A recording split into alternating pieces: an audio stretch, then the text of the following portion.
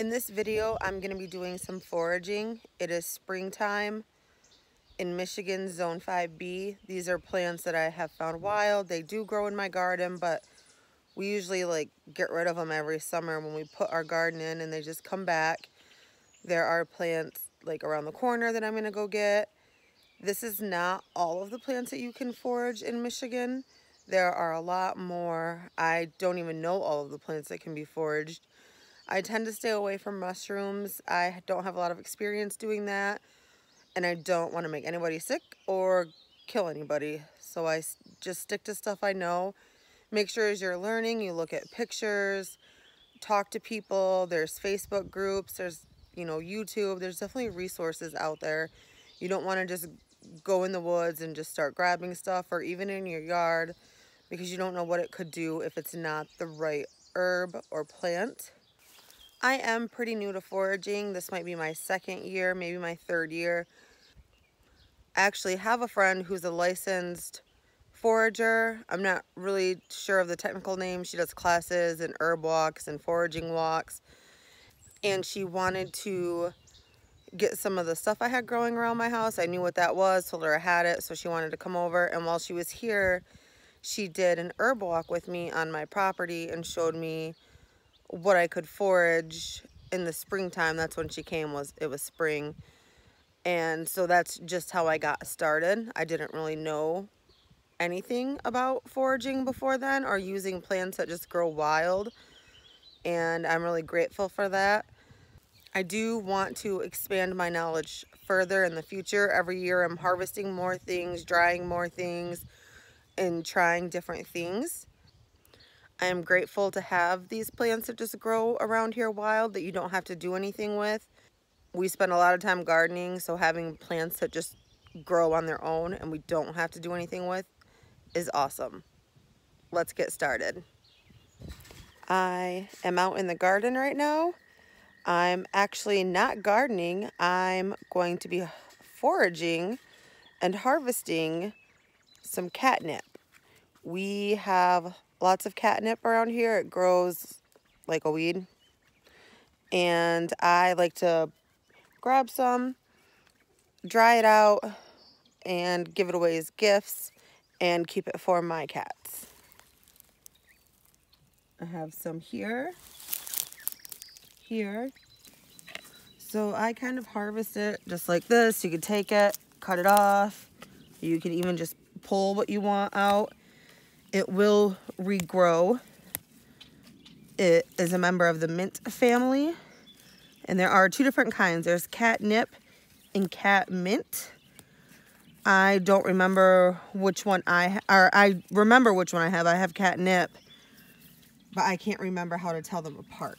Telling them apart is by their flower color. One is purple, one is white.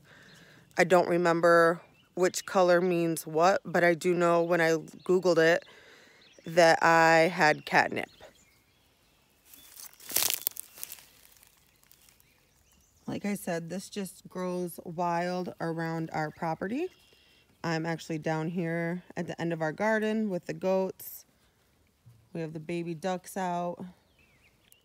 It does grow in other spots around our property. I'm just harvesting it from the garden right now because we're about to work this area up so we can plant more stuff out in our garden. I have the catnip from the garden picked and in the bowl. We're just gonna rinse it out, and I might only need to wash it once. If it's really sandy, I will wash it twice. So I'm just gonna dump it in my sink. Just kind of spray the water on it, swish it around. And then I'm going to let this fill up with water a little bit too and swish it around, let it soak a little bit. And then I will check it and see if I needed to do it a second time. My catnip is all done being washed. I didn't have to do it a second time. I think it's clean enough. I'm just going to take it out of the water and put it on my dehydrator racks. When I go to put my catnip on the dehydrator, if there's a lot of stem, you can rip the leaves off and then you won't take up as much room on the rack and it won't take as long to dry. Sometimes I don't take it off. It depends on if I'm in a hurry or how much time I have. I like to dry a lot. I only have 2 cats, but I like to dry a lot. I like to give it away as gifts, family members, friends, co-workers. I just buy little bags and put it in there when I go to give it to them. Whenever I'm dehydrating my herbs, I don't put 2 different kinds on my dehydrator. So I'll do this whole batch just as catnip. Even if I have room for like 2 more trays, 3 more trays, I just won't put those trays on. I just get worried that my herbs are gonna mix because they like dry and fall through the tray, and then I won't be able to separate them, and I want to know exactly what I have in my jars when I store this.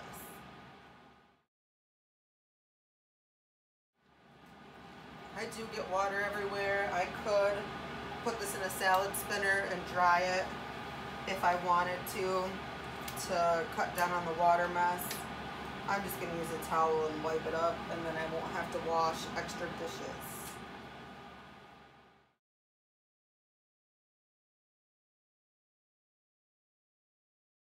If I'm getting to the end of my trays and I notice I have extra space on here where I'm not going to have a ton, I will go back through and move stuff around, take it off this tray, add it to this one, move everything around so there's an even amount on each tray.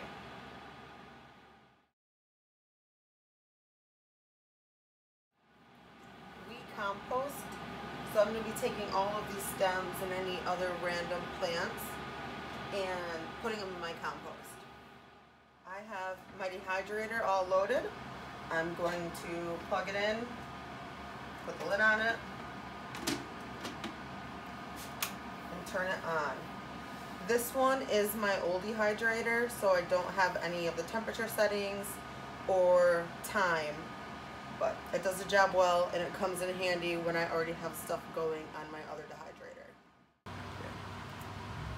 In this dehydrator, I have lemon leaves and lime leaves. I know I said I don't like to mix my herbs. I feel a little different about these leaves because they're really big, and I have them separated. They're not gonna fall through the cracks and get mingled with each other. So on this one, I have the temperature and the time, so I can set it for a low temperature, put it on for a time, and not have to check it every couple of hours like I will have to my other one. This is purple nettle. It gets these really pretty purple flowers on them and tips, and they look like this. The leaves are like a spear or sharp. They're not sharp to the touch, but they're like, they come to a point. That's what they use to identify them from others. I have harvested from this plant once already. I will be harvesting from it again, and you're just gonna come through and pick. It also has a square stem. Pulled it up by the roots. We get a patch that grows here every year. I'm gonna pick it just like the catnip and wash it and put it on the dehydrator. This plant is mother's wort.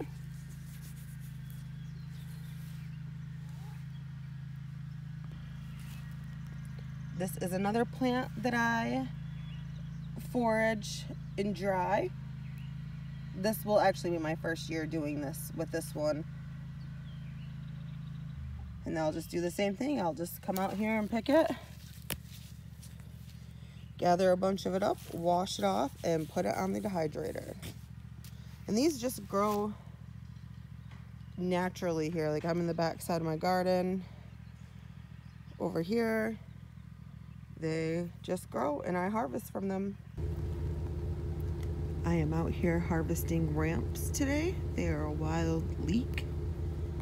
They grow in the woods. This is right around the corner from my house. You cannot get them from state land of Michigan. I'm actually on a roadway.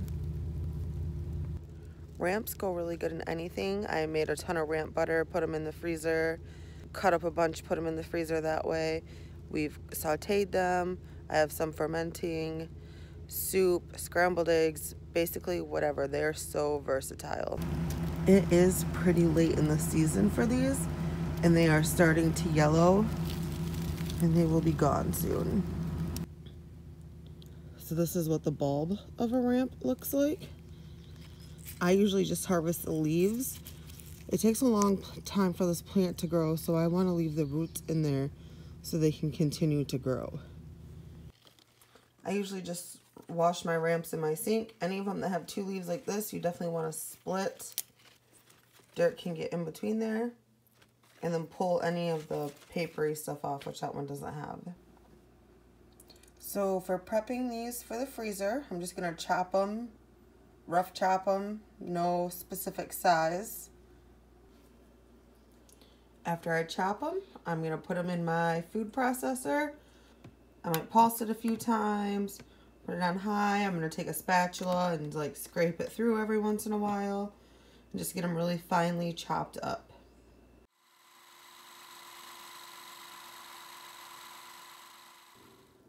So that's what it looks like when it's done. It probably could be used in pesto or a lot of different things. I'm just going to put these in the freezer for later.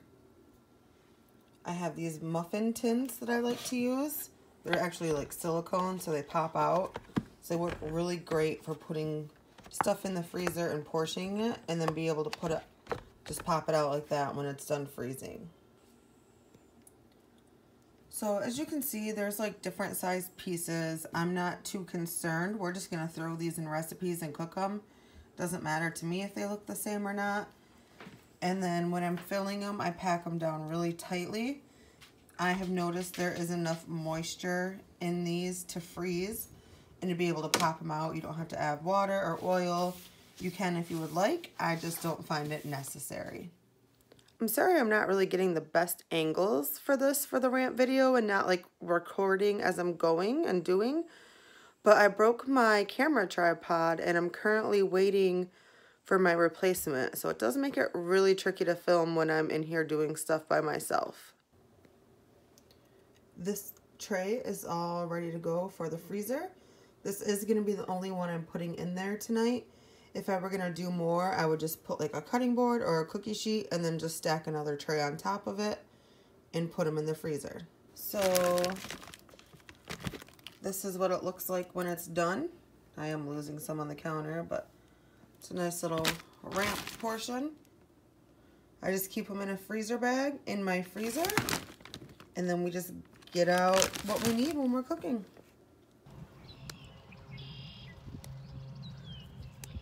Picking dandelions. We have an abundance of them. I want to make a salve out of them. I'm running low on some that I bought from a friend.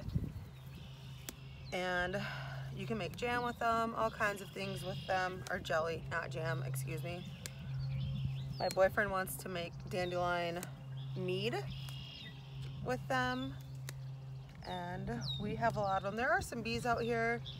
I'm not really too concerned about taking food away from the bees. There are flowering trees right now.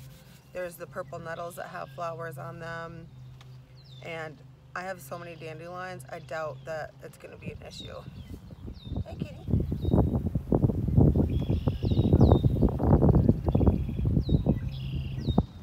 I got quite a bit of dandelions. I stopped using scissors a part way through, so if you have any like this, pull the stem off. I have some oil here. I don't have it measured out. I just poured some in here. It was in a big container because I buy stuff in bulk. I have my jar. It's hard filming sideways like this. Lid and ring. I'm just going to fill this up with dandelions, kind of push them down in there. I don't want to fill it too full. I want to be able to have oil across the top so that way it doesn't rot. This is my first time making this, but I have infused other herb oils and stuff before, so I have a little bit of experience doing that. I'm just using my jar lifter to kind of move the dandelions around and make sure there's room for the oil, so get rid of all the air pockets, so that way I get as much oil in here as possible. I'm just using an olive oil. I buy it in bulk.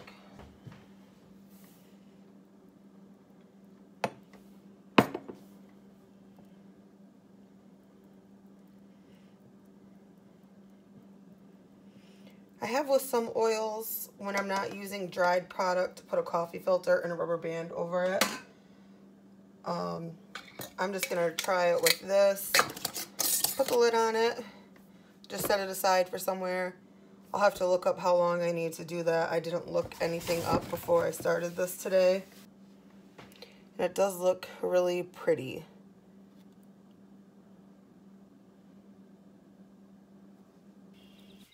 Over here in my yard, we have wild oregano growing. We have not planted this. I don't know if we dropped seeds here or left a plant out here and it just showed up. But it grows here. It comes back every year. It does get kind of buggy. It's just growing in tall grass. But it is nice to have. I'll come through and pick out some of the not buggy ones, wash them off, and then we use them. I have all my herbs dried and off the dehydrator, so I'm just going to talk to you a little bit about each of them and show you what they look like. First, I have my mother's wort. It's all dried. This is an anti-inflammatory, and it's also good for your uterus, so like period cramps, anything like that. It'll help make it into a tea. This is my first year drying it, so I haven't tried it, don't know if it works. I will be trying it at some point now that it's all dry and on my shelf ready to go. Here is the dandelion oil. I do have to burp this occasionally. It gets build-up pressure.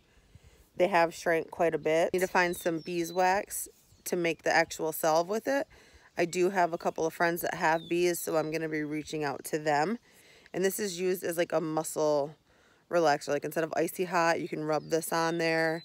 It works really well. I have used this before. I haven't made it, but I have a friend, my herbal friend, she makes it, and I have gotten it from her.